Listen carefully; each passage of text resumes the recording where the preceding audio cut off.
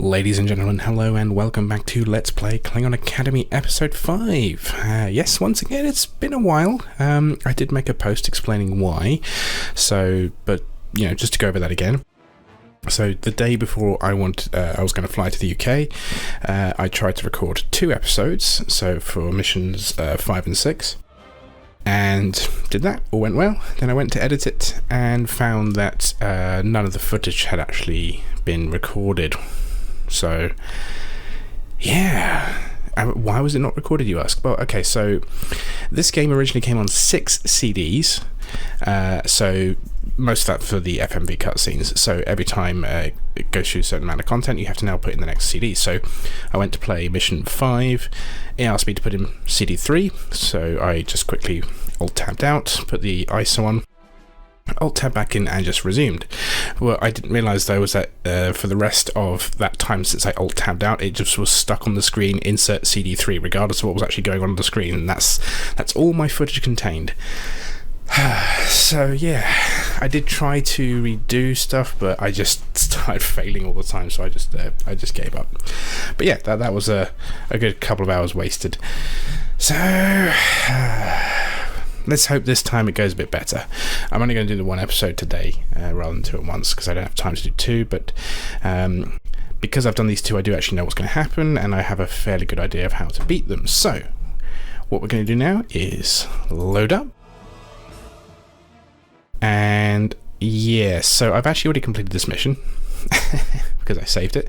So I'm actually going to load from episode 4, or mission 4 rather, and continue from here.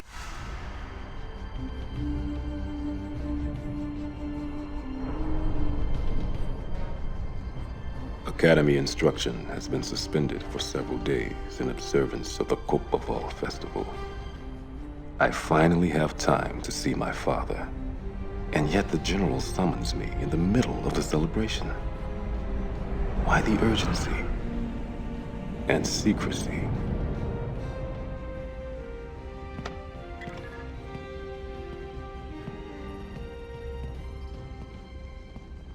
Tolek, I have summoned you for a very special purpose.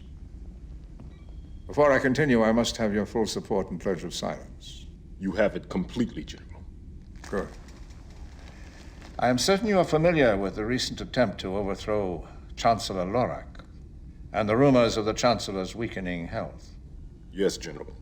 I doubt there is any corner of the Empire where word of this has not spread. I can now confirm these rumors are true. I thought the threat posed by the House of Geoch had ended, but I was wrong. Kalnor left behind a half-brother named Melkor. My sources inform me this Melkor is building support for a second attempt to overthrow Lorak's regime. I have a time and place for a meeting between Melkor and the heads of 4 other houses. You see why I have summoned you. Yes, sir. I believe I do. I have acquired an experimental bird of prey that carries an extremely sensitive passive sensor array. It will allow you to eavesdrop on Melkor's meeting. Take command of this vessel. Warp while cloaked to the Krios system and locate Melkor's flagship. You must maneuver within 50 meters of his bridge and come to a full stop. At that range, you will be able to engage the sensor array and monitor the meeting. Before you depart, have you any questions regarding this mission? Okay, so I think this is actually the first real dialogue option we've had. I can't actually remember now, but I think this is, and this will be the 5th mission. So this game is proving that, unlike Starfleet Academy, we're far less on the actual direct questions and branching narrative thereof. But at least we finally got them. So yeah, one thing that's distracted me is just how pink Chang's head is at certain angles. I think that's just the way the compression of these videos has gone. Okay, so we're going to get an experimental bird of prey, and I know, because I've played this already, this experimental bird of prey is the same one from Star Trek 6, which means it fires while cloaked. I like the fact that the game doesn't actually specifically tell you that it can fire while cloaked, but if you do it, you can. And I just think that's a nice little detail, and I think it's actually kind of cool that they don't tell you directly that it can do that. You just kind of left to figure that out. So I think that's almost like a kind of an Easter egg, so players go, is this the same bird of prey? And they fire their weapons, and then there you go. So Yes, alright, so, well, obviously we want to know. Why me? Even though he just said, I think you know why I brought you here, and I said yes, so apparently we didn't. Let's find out. I am greatly honored to be chosen for this special assignment, General. Yet, why have you chosen me, a student, and not one of your seasoned commanders? My associates and I are being watched closely by allies of the House of Geoch. We cannot conduct this operation without attracting notice. And I am forced to turn to someone not directly linked to me. After examining your records, I have concluded you are the only one I can reasonably trust to succeed. I regret sending one of my students in what should be my place. But the situation demands it. The Empire will be ruined if the House of Geoch fulfills their honorless ambitions. What I ask of you has nothing to do with your studies here. Yet it is vital to the future of our empire. I wish you good fortune, Torlak, son of Roak. Kapla!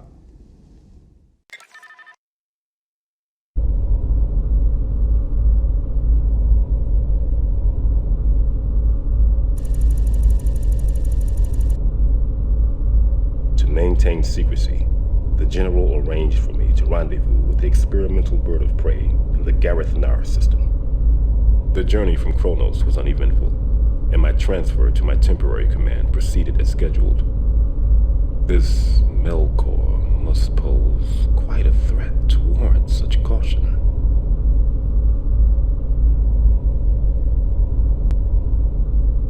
We are being held by the Hopok. Open channel. This is Captain Tarka. After your mission is complete, return to this system and wait near the starbase. We will rendezvous with you here to transport you back to Kronos. Hopok out.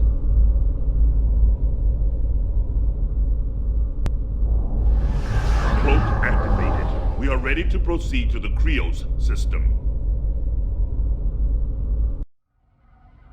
Okay, so you can actually see from that ship that that just cloaked, not our one, the one before that. You can see that when it fully cloaked, you had the shimmer effect against the background. This was present in Starfleet Academy, but because the starfield was so empty in that game, it was pretty much impossible to see. In this game, it is actually possible with a keen eye to track a cloaked ship. It's not so important right now, but I know it will be important later on because, of course, we're going to end up fighting other Klingon vessels. Because we are now obviously in the Civil War arc of the story, or potential Civil War anyway. So, shall we cloak? Cloak now? Can we fire? Yes, we can. Nice. Alright, well, let's go to stealth mode. Engage power allocation. So, we're going to go to the Krios system.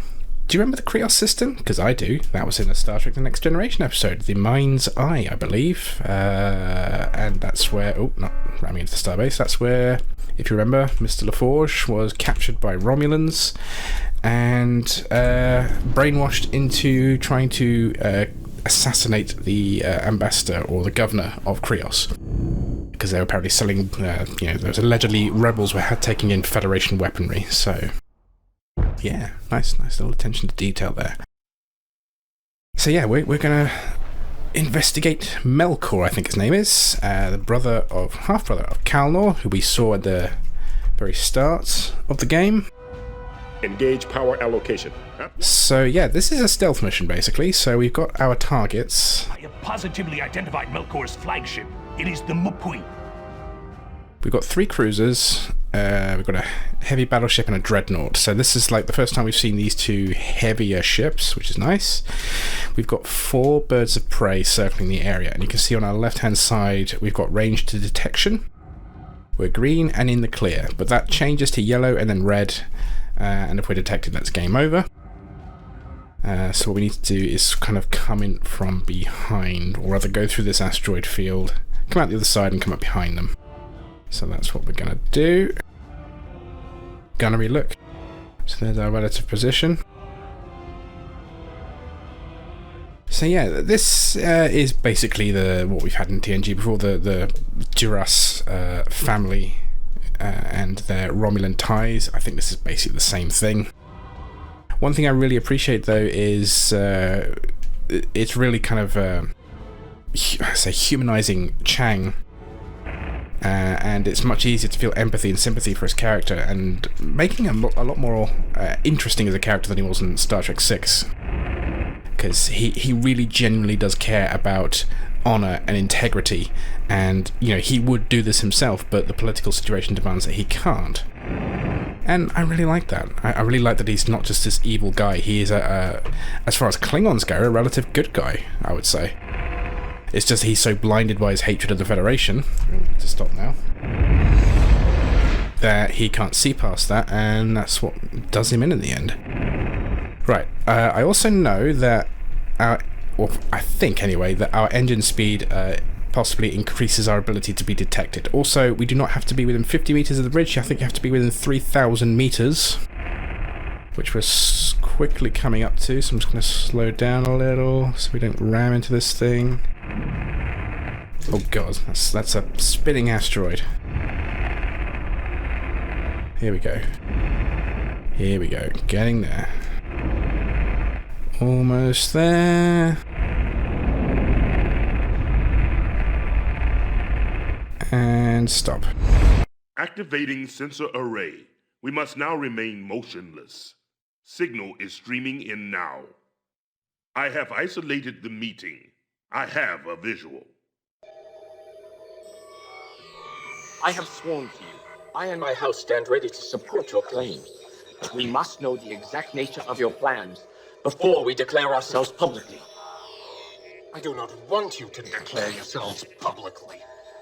At the proper time, I will reveal everything. Until then, you will wait patiently. Wait! Lorik is at his weakest now!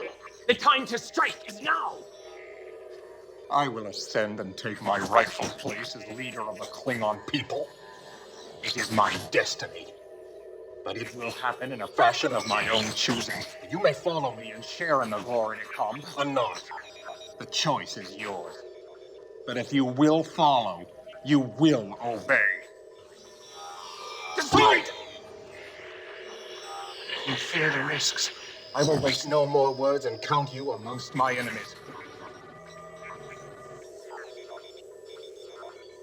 Good. Now leave. You may beam directly out of these chambers. I will contact each of you in the weeks to come. The Mupwi is accelerating.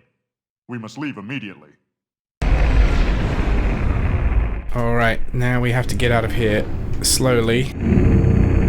Not too quick now. The experimental array sensor harmonics have induced quantum deviations in our warp field. Engineering will have to recalibrate. It will be several minutes before we can engage our warp drive. Our presence has been revealed. Fuck. Okay, well, that means I have to redo the mission. I'm not sure why. I heard a weapons fire, but yeah. So what's going to happen? This happened to me in the first time I tried to do this. Even though I'm detected, even if I can get away, I'm going to get intercepted and surrounded and blown up. I will show you this, because why not? And then I will restart the mission and cut the video so I just get to the same point again. Ah, one of them blew up.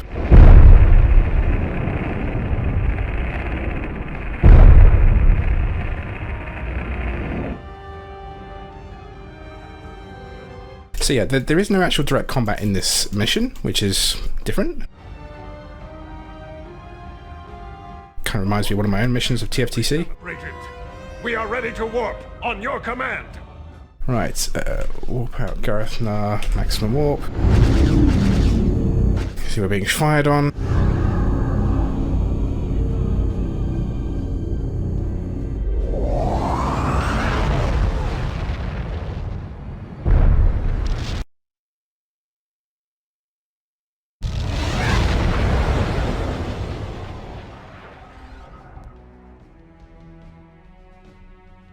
And here we go.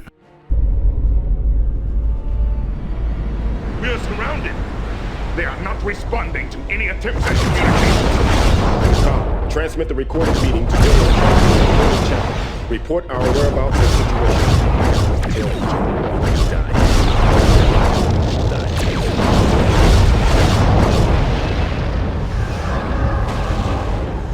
So there we go. There is a fail state. So we'll do it again. And I'll be right back.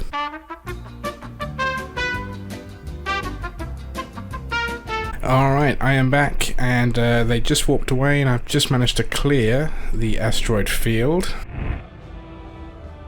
So I should be fine now. One thing I was going to say in the meeting itself, the guy playing Melkor is played by, let me just bring my phone here, because I looked up his name. There we go, J. Paul Boehmer.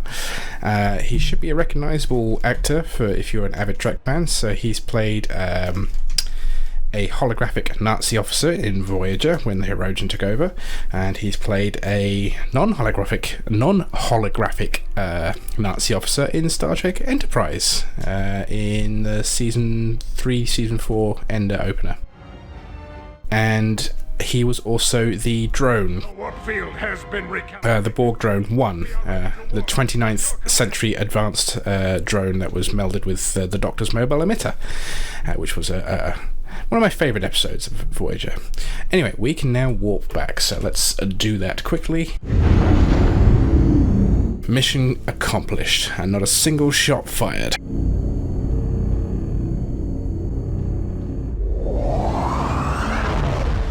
So yeah, this is our first non-academy mission, the first of quite a few.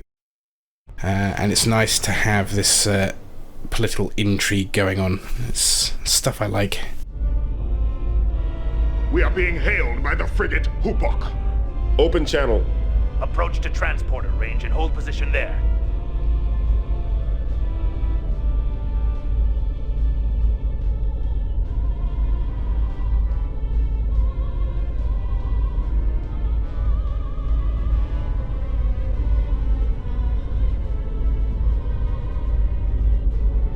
Prepare for transport back to Kronos.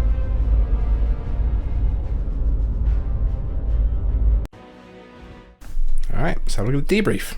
Report to General Chang's office immediately. Okay. Thokmok sounds a little pissed. Don't know why, but...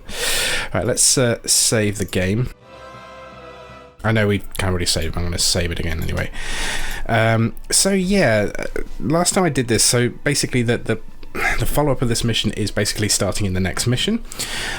So what I'm going to do is wait until the next mission to go through that. But basically we'll get a bit of a debrief with Chang, and I think some stuff about Shakespeare, which I'll talk about then. And then it's on to the next mission, which I would do today, but unfortunately I know it's actually quite a long mission, and I failed it the first couple of times. There's a lot of combat in the next mission, so I will wait till I have more time to do that. So, other than that, thank you very much for joining me. That was a nice little mission. Let's hope that I won't start screwing this up again. This is like 2 times in a row now. I've been forced to delay making a video or making a Let's Play because of my own idiocy or ignorance of this game or the little things that make it not work properly. So yeah, hopefully it'll be better, but let's see. So until that next time, pilots, friends, fellow warriors, kapla.